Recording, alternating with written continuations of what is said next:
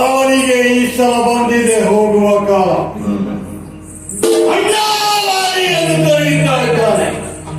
ಆಯುಷ್ಯಮುಖದ ಕಪ್ಪಲಿನಲ್ಲಿ ಮತ್ತೆ ಗಡಿ ಪ್ರದೇಶದಲ್ಲಿ ಕೋಲ. ಈ ವಾರಿಯನ್ನು ವಾರಿ ಎಂಬುದಾಗಿ ಕರೆಯಲು ಹೆದರುತ್ತಾರೆ.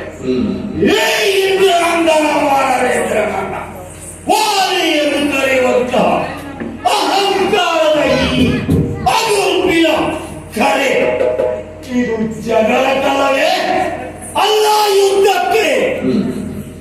ಯುದ್ಧ ಎಂಬುದಾಗಿದ್ದರೆ ಇಷ್ಟೊಟ್ಟಿಗೆ ಎಡಗಾಲಿನಿಂದ ಅಸಂಖ್ಯಾಗುತ್ತಿದ್ದೆ.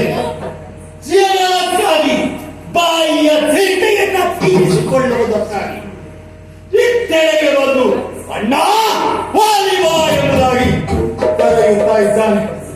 ಈ ಸಲ ಅವರಿಗೆ ಕುಸ್ತಿಯನ್ನು ಕಲಿಸಲೇಬೇಕು.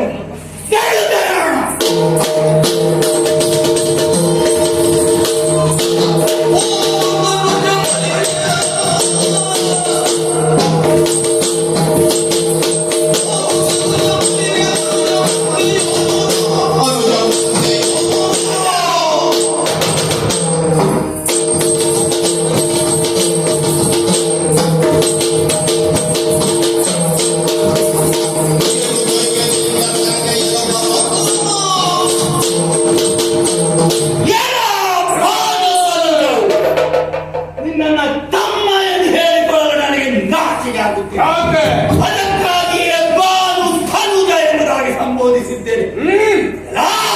ಸುಗ್ರೀವ, ಏನು ನಾನು ಮಾಯಾವಿಯನ್ನು ಕೊಲ್ಲಲು ಹೋದಾಗ ನನ್ನನ್ನು ಮುಗಿಸಲು ನೋಡಿದೆ.